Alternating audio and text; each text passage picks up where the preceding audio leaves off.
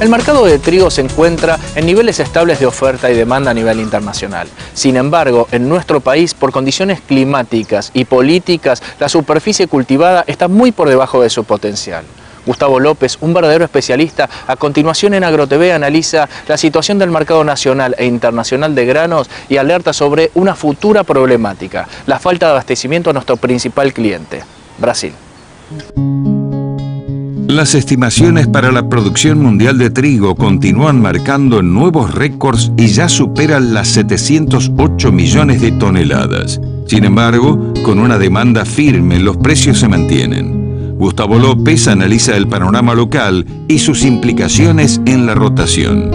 Lo que estamos viendo es un deterioro, digamos, al margen de este año, que hay una pequeña reacomodamiento, pero un deterioro al fin, digamos, que se termina consolidando de lo que es el área triguera.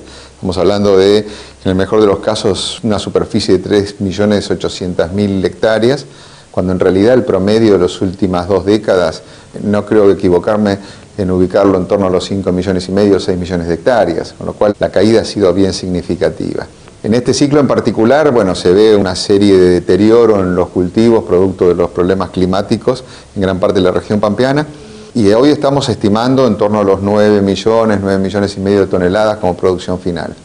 Esto obviamente tiene un impacto sobre lo que va a ser el saldo exportable realmente muy magro, ¿no? Ya hay que pensar que el año pasado tuvimos uno de los saldos más bajos, al menos de las últimas décadas, en torno a los 3 millones de toneladas, y calculo que este puede ser algo menor quizás a las 3 o 2 millones y medio de toneladas.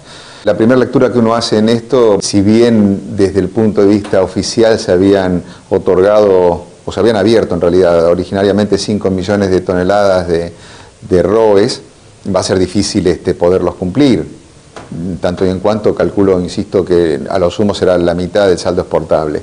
¿Y cuál es la posición que toma el mercado, no solo por la baja de la superficie del área de trigo, sino también por la falta de la devolución de los derechos de exportación? Una incertidumbre muy grande en todo el mercado, desde el momento que lo que no se pudo cumplir el año pasado, y los exportadores efectivamente hicieron el pago de sus retenciones, de los derechos de exportación oportunamente, bueno, no se sabe qué va a pasar en este ciclo. El otro concepto es la famosa devolución de las retenciones. Evidentemente, ante una merma en la producción y un salto tan magro, es muy poco lo que hay que repartir, con lo cual, digamos, el efecto en el precio va a ser totalmente marginal.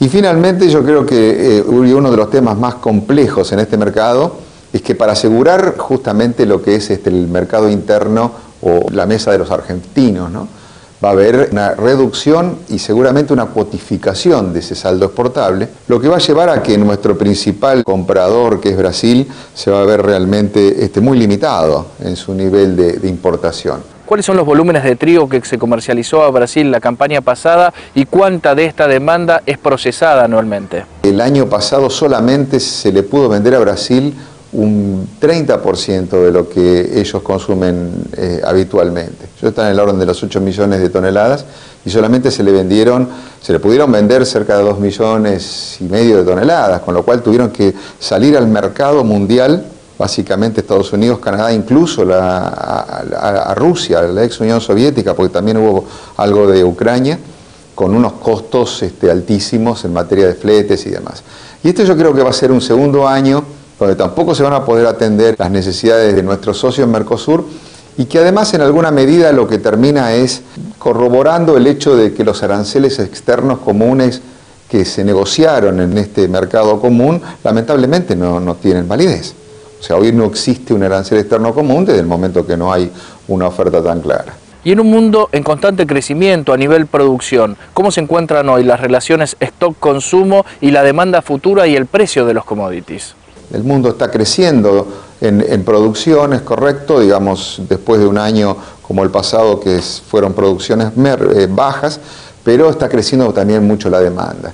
O sea, hay una relación final de stocks bajos, y eso asegura precios relativamente sostenidos, que en realidad no van a tener mucho que ver con los precios locales, ¿no?, desde el momento que los saldos exportables, insisto, van a ser tan magros. Prueba de esto es el nivel actual de precios a lo que es las entregas futuras. Estamos pensando básicamente en inicios del 2014, enero del 2014. Hoy el precio interno está en torno a los $230, cuando en realidad el precio de exportación está fluctuando a los $270.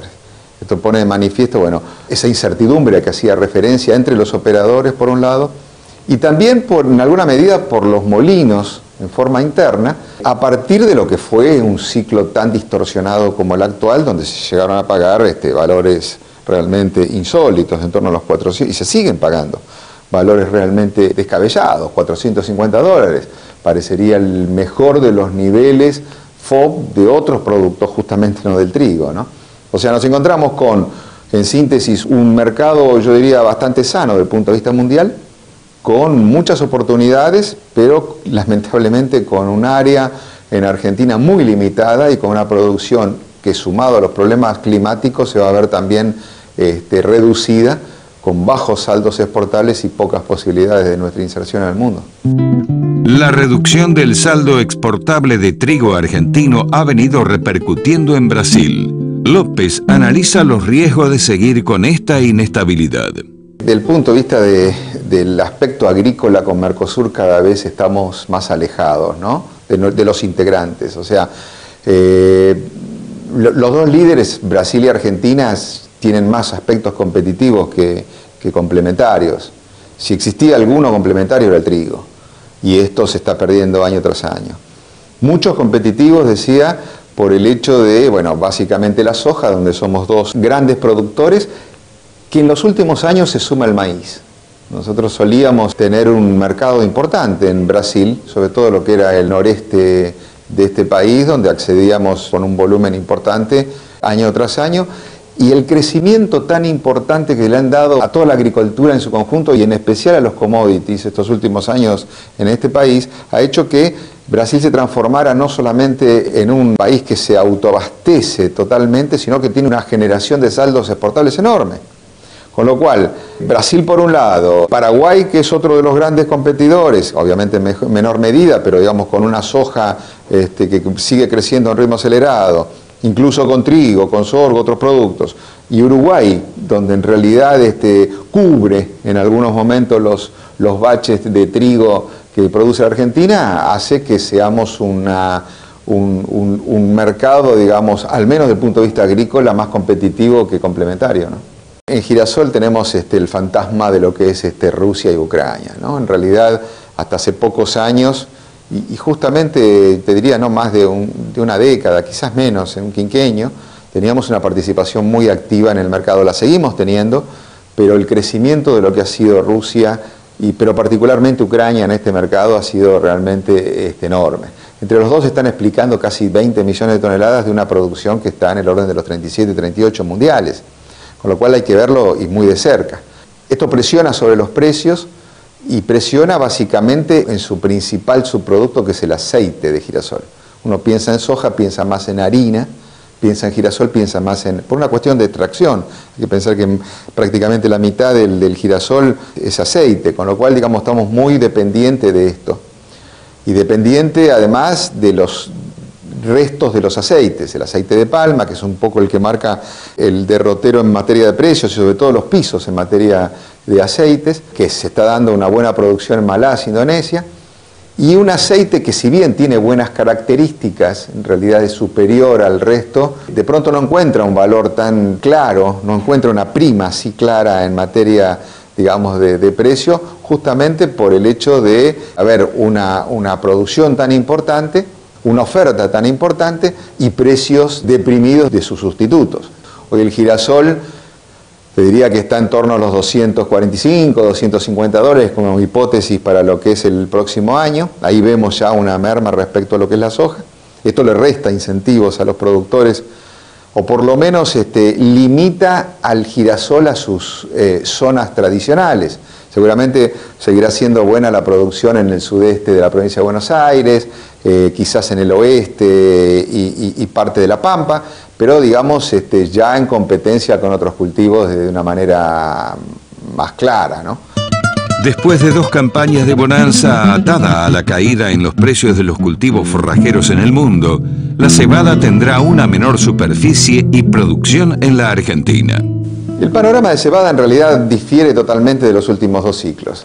¿Por qué? Porque en realidad si bien nuestra producción es totalmente orientada a lo que es cebada cervecera, nuestro destino en materia de exportaciones, tenemos un consumo muy limitado, será el 1.200.000 toneladas, el resto es exportación, y nuestros destinos por excelencia son países que utilizan la cebada como forraje.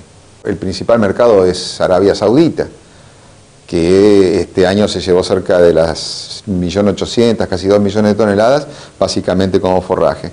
Y lo que es cebada cervecera propiamente dicha es un mercado bastante más limitado. A lo sumo es un 10-15% del total, orientado a otros países como Brasil, Colombia, en menor medida China, Perú, pero digamos mucho más acotado. Y este año, al tener una situación de forrajes en el mundo bastante más excedentaria a partir de lo que es la producción de maíz en los Estados Unidos, que se recompuso claramente, tenemos precios mucho más bajos.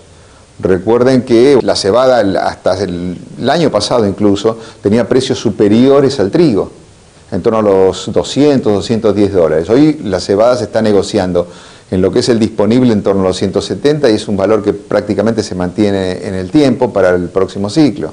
Con lo cual, digamos, la expectativa no es tan promisoria como se presentaba en las otras campañas. Esto se empieza a reflejar ya en el área sembrada. Este año estamos viendo una caída importante. Habíamos alcanzado el 1,5 millones de hectáreas, que yo creo que gran parte era como respuesta a un mercado intervenido de trigo y la opción de un productor a tener una alternativa de buen precio, pero al mismo tiempo de una comercialización mucho más libre. Esto este año se revierte, insisto, está cayendo el área y obviamente la producción va a ser menor y muestra lo errático y de lo oportunista, yo diría en algunos casos, de la producción de nuestro país, ¿no? O sea, cuando uno lo ve en el contexto mundial, nuestra posición en cebada estaba claramente identificada entre el 5º y 6º puesto como productor y como oferente. Y de pronto pasamos al liderazgo absoluto el año pasado, pero lo más probable es que volvamos a caer, lo cual muestra también que no es un país tan confiable, ¿no? En ese sentido.